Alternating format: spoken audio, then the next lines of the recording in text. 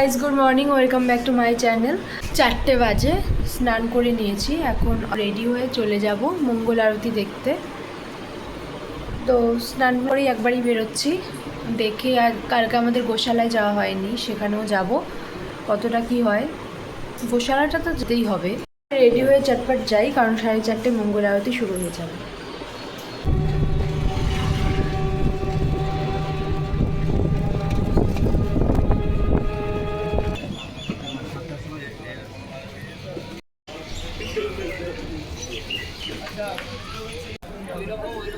এই হলো গোশালা।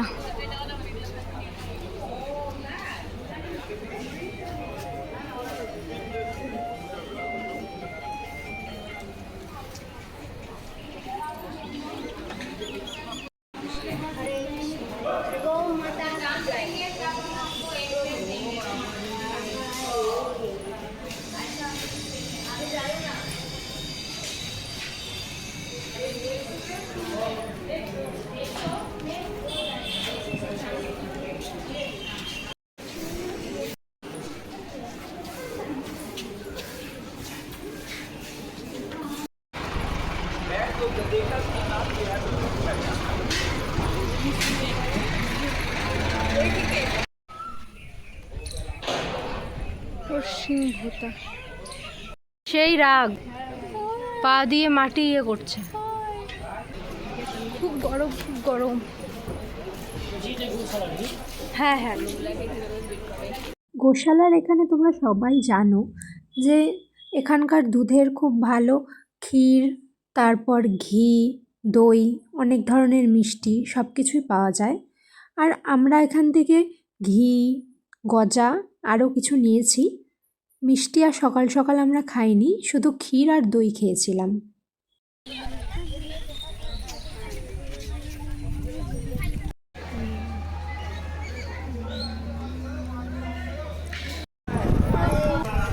সিঙ্গার আরতিটা দেখা হলো না। রাজবেশটা দেখতে গেলে তো ঢুকতে দেবে না, এগুলো এক্সিট গেট।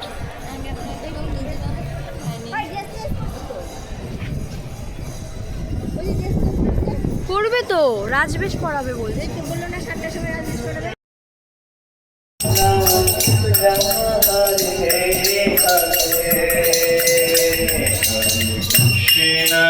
তখন সকাল 7:30 বাজে, আর দেখো তাতেই প্রচণ্ড রোদ আর প্রচণ্ডই গরম ছিল সেদিন। আগের দিন তো ছিলই, বাট সেদিন আরও অনেক বেশি ছিল। এরপর আমরা এই রেস্টুরেন্টটাতে যাই, আর এটার নাম ছিল রাধা মাধবস মহাপ্রসাদ। এটা ঈশ্বরদান ভবনের খুব কাছেই ছিল।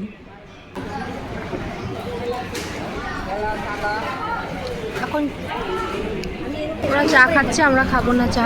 তারপর গুডলি গেছে লাইনে খাবার আনতে টোকেন নিয়ে।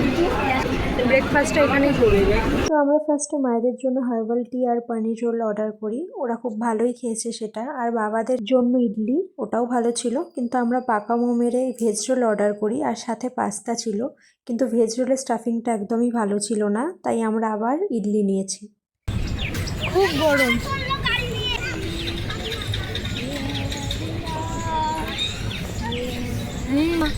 আরে এত রোদ, আমরা ছাড়া আর কেউ নেই পার্কে। হ্যাঁ, আরো জোরে। আবার মাত্র খেয়ে আসলো। ওই আমিও দুলবো, ওই আমাকে আর ওকে দোলা, তারপর আমি আরো। আমাকে বকবে না তো আবার? টোরা টোরা ফিল আসছে আমার। ওই দাঁড়া, খেয়ে আসলাম। ভাই আর করিস না, আর করিস না, আমি নামি। আমারও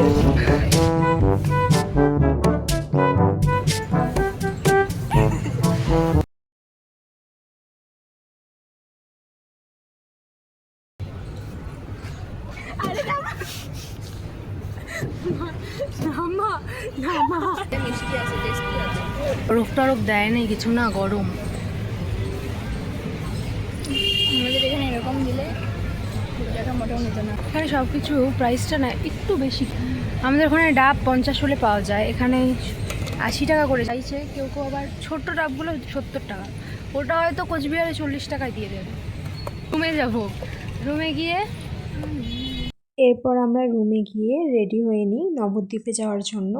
আর চেক আউট করে আমরা ফার্স্টেই চলে যাই আরেকবার মন্দিরে রাধাকৃষ্ণের দর্শন করতে। ভিতরে তো ক্যামেরা অ্যালাউ নেই, কোনো রকম ফোনও অ্যালাউ নেই। আমার বারবার মনে হচ্ছিল যদি একটু ছবি তুলে আনতে পারতাম। এখন আমরা ভজন কুটিরে এসেছি। এখানে তো 24 ঘন্টা অখণ্ড নাম সংকীর্তন হয়, সেটা সবাই জানো। আর এটা মেন গেটের একদমই সামনে। এইটা ভালো লাগবে দাদা, এইগুলো ভালো লাগবে সেগুলো কি, এগুলো একটু পূজা পূজা লাগবে, এটা কিন্তু অনেক ভালো লাগবে। এইটাতে একটু বেশি ব্রাইট না। আমার খুব ইচ্ছে ছিল ইস্কনে একদিন গোপী ড্রেস পরার, কিন্তু যেহেতু আমরা একদিনের জন্যই গেছিলাম তাই আর কিনে পরাটা সম্ভব হয়নি। তখন বেরোনোর আগে দোকান দেখে সেই জন্য আমরা চলে যাই কিনতে। আর কাকুটা আমাদের যাদেরকে যেটাই ধরিয়ে দিয়েছিল সেটাই কিনেছি। যেরকম আমার হাতে যেটা সেটা আমি নিয়েছি। হাতে সময় না থাকাই এইরকম অবস্থা আর কি। সাইডটায় বসি।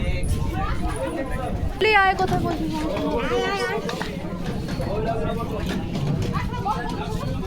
এখানে বসা যাবে তো না?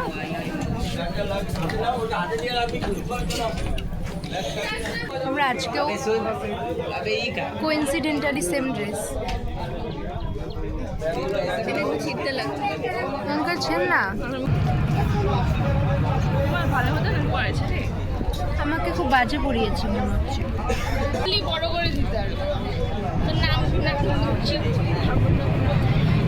আর আসলে কি ওরা অনেক দূরে ছিল, আমাকে রেখে ও নিজে চলে গেছে। হ্যাঁ, কিন্তু এটা আমি এসেছি পর থেকে পড়ার ইচ্ছা, কিন্তু আমাকে আমি পড়ে নিয়েছি, ওকে খুঁজে পাইনি। এখন উনি দিয়েই ছাড়বে। ডাকবো কি, ওদের চোখেই দেখা যাচ্ছিল। ওরা ওই দিকটায় চলে গেছিল, বোটের দিকটায়। ওই তুই না বললি যে পড়বি না? না, ও আমাকে বলছে পড়বে না। না না, তখন ও আমাকে যাওয়ার সময় ও বললো আমি পড়বো না, শুনে তুমিও পড়বে না। দেখলাম তুমিও পড়ছো, তখন আমার সেই রাখছে, আমি ওর একটা ওর উপর দেখি। আমি তো বলছিলাম আমরা যখন পড়তেছিলাম, কিন্তু আমি কিন্তু দেখি নাই রে। ও দেখতে তুই পড়ছিস ওই রাগটা আমার ওপর। আমি আজ অব্দি কারোর রাগ ওর ওপর ছাড়লাম না। আর এটা নদী কি, জলঙ্গি? আর এটা জলঙ্গি নদী, আর ওই নদীটার নাম এই মুহূর্তে আমি বুঝতে পারছি না। দারুণ লাগছে। আমরা অন্ধকারে এসেছি তখন।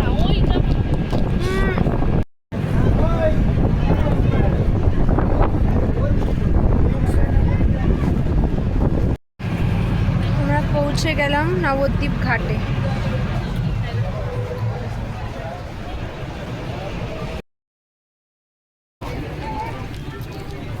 ওই যে দেখা যাচ্ছে মায়াপুর। ওই দেখ মায়াপুরটা কি সুন্দর। দেখ দেখ দেখ।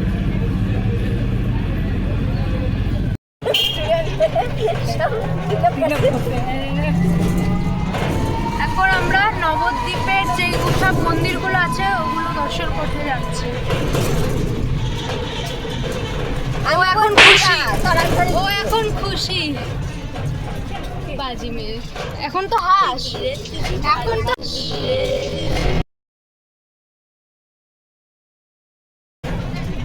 কালকে আমরা এক পড়েছি, আজকে ওরা এক। Same but different. না না, বন্ধ হতে দেরি আছে বল। এটা কখন বন্ধ হয়? এইটা বন্ধ হয় একটায়। আচ্ছা।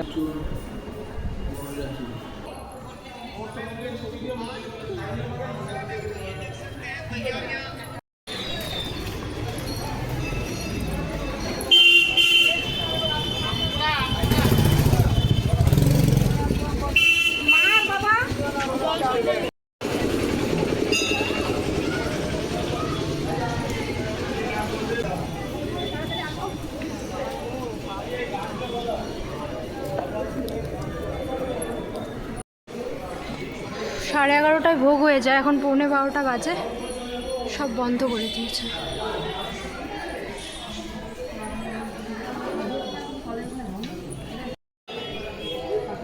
রাধা রানীর মন্দির নেক্সট।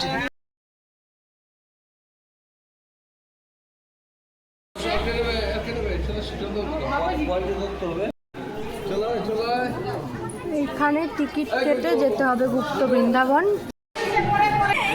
টিকিটটা দিন।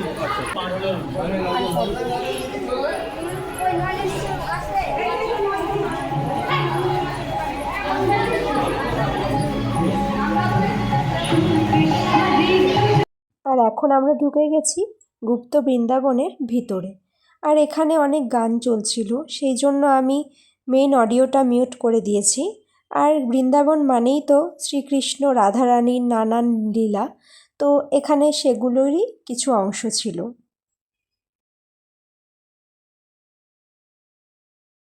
আর এই হলো নিমাইয়ের জন্মস্থান। জানি মায়াপুরেও আগের দিন আমি দেখিয়েছি, বাট আমরা কিন্তু ছোট থেকে এটাই পড়ে এসেছি যে নবদ্বীপেই নিমাইয়ের জন্মস্থান, তাই এটাই হলো আসল। টিকিট কেটে তারপর যেতে হবে। এটা 60 ফুটের গৌরাঙ্গ আছে।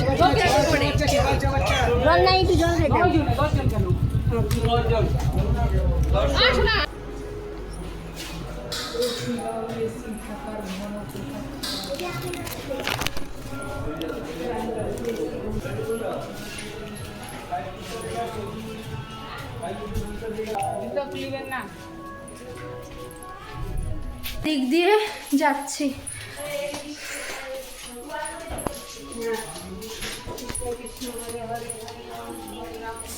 প্রচন্ড রোদ আজকে, ম্যাক্সিমাম।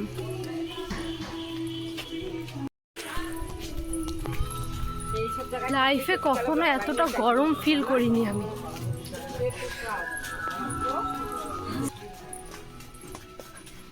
জয় বজরংবলী।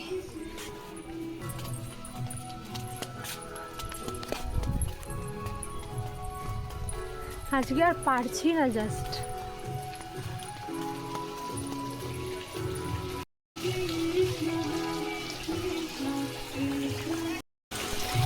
এই যে শ্রীকৃষ্ণ আর রাধা। এই দেখো কত মাছ। বাবা মাছ রেখে যাও।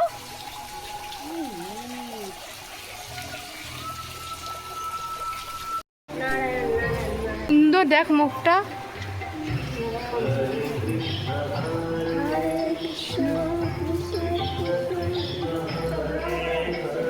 কমপ্লিট হয়নি এখনো, কাজ হচ্ছে।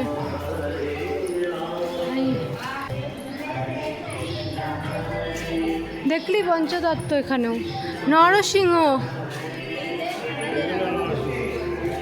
এই ইস্কনের মতোই। দেখো এই দুটো।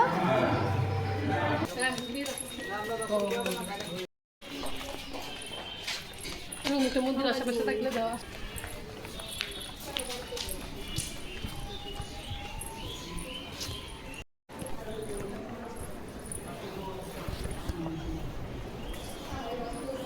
আর ইনি হলেন সিদ্ধ জগন্নাথ দাস বাবাজি। এনার এখানে পূর্ণ সমাধি রয়েছে, আর রোজ এখানে পুজোও করা হয়।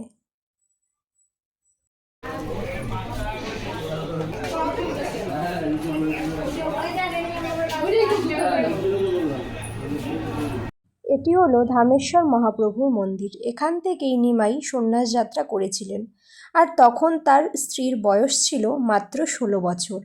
আর সেই 16 বছর বয়স থেকে তার মৃত্যুর আগে অবধি 96 বছর বয়স অবধি, অর্থাৎ 80 বছর ধরে তার স্ত্রী বিষ্ণুপ্রিয়া এখানে ধামেশ্বর মহাপ্রভুর পুজো করে যান। আর বলা হয় তিনি যাওয়ার আগে তার স্ত্রীর কাছে তার চরণ পাদুকা দিয়ে যান, আর সেটিরও এখনও অবধি পুজো করা হয়।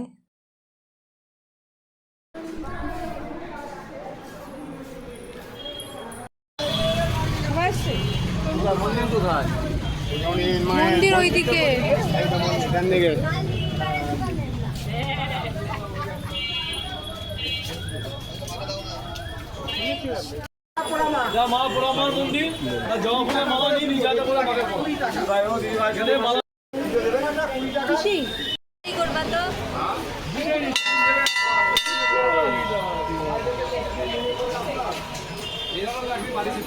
এখানে পোড়ামায়ের মন্দির ছাড়াও আরও দুটো মন্দির আছে। এটা হলো ভবতারিণীর মন্দির, আর এই হলো পোড়ামাতলার শিব মন্দির।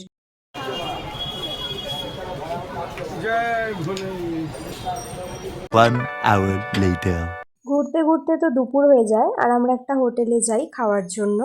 আর লাঞ্চে ছিল ডাল, আলু ভাজা, শুক্তো, কচুর শাক, মোচার ঘন্ট, আলু পটলের তরকারি আর চাটনি। সেখানে রান্না খুবই ভালো ছিল, আর স্টেশনের খুব কাছেই ছিল হোটেলটা।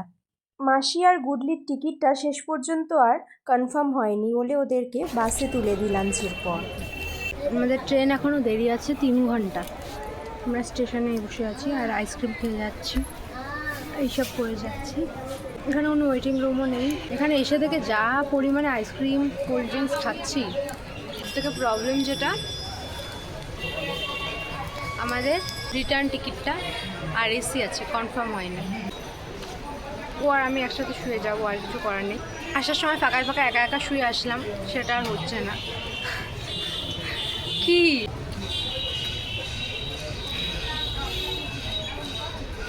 One hour later. তো এখন আমরা যাচ্ছি রাতের ডিনার করতে। আমরা সেম হোটেলেই আবার ডিনার করি, আর ডিনারে ছিল বরবটি আলু ভাজা, ডাল আর 2 রকমের পোস্তর আইটেম আর একটা তরকারি। কনফার্ম সিট হয়ে গেছে কি? হ্যাঁ, মানে একটা সিটে 2 জন। তা হোক। ট্রেনের জন্য এখন সব বিধ্বস্ত অবস্থাতে।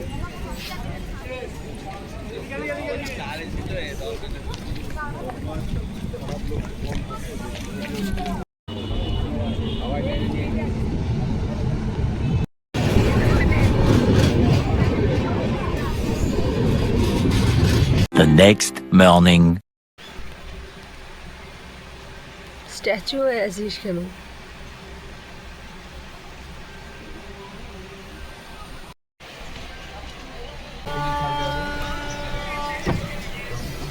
Good morning. কি তুই তো এইসবই আশা করবি।